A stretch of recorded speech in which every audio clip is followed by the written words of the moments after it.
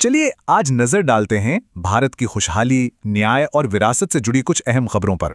तो सवाल ये है कि खुशहाली और न्याय, इन दो पैमानों पर भारत आखिर खड़ा कहाँ है? देखेंगे कुछ रिपोर्ट्स, एक नई सरकारी योजना और एक दिलचस्प मनोवैज्ञानिक कॉन्सेप्ट।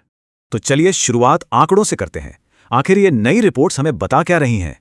हमारे सामने दो बड़ी रिपोर्ट्स हैं, वर्ल्ड हैप्पीनेस रिपोर्ट और कंज्यूमर जस्टिस रिपोर्ट। पहली है वर्ल्ड हैप्पीनेस रिपोर्ट।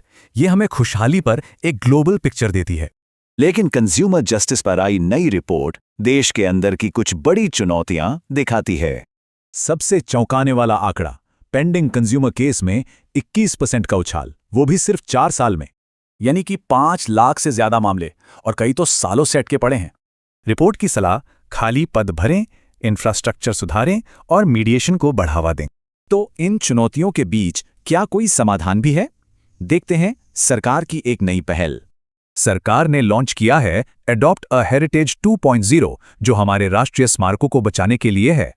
इसमें प्राइवेट और पब्लिक कंपनियों को हेरिटेज साइट्स पर सुविधाएं बेहतर बनाने के लिए जोड़ा जाएगा। काम करने का तरीका सिंपल है। कंपनियां एक मॉन्यूमेंट चुनेंगी और वहां सुविधाएं बेहतर बनाएंगी। अब एक बिल्कुल अलग लेकिन बेहद जरूरी बात, क्या भाषा हमारी सोच का नजरिया बदल सकती है? इस कॉन्सेप्ट को कहते हैं मोरल डिसएंगेजमेंट, जिसे साइकोलॉजिस्ट एल्बर्ट बैंडुरा ने दिया था। ये बताता है कि कैसे भाषा का इस्तेमाल करके गलत कामों को भी जरूरी और सही दिखाया जाता है।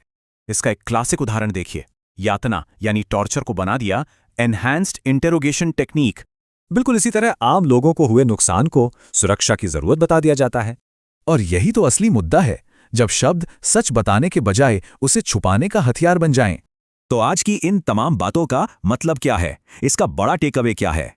देखिए, एक तरफ न्याय व्यवस्था में बड़ी चुनौतियां हैं, तो दूसरी तरफ अच्छी सरकारी पहल भी हो रही है। और मॉरल डिसएंगेजमेंट का कॉन्सेप्ट हमें सत्ता की भाषा को क्रिटिकली देखने में मदद करता है।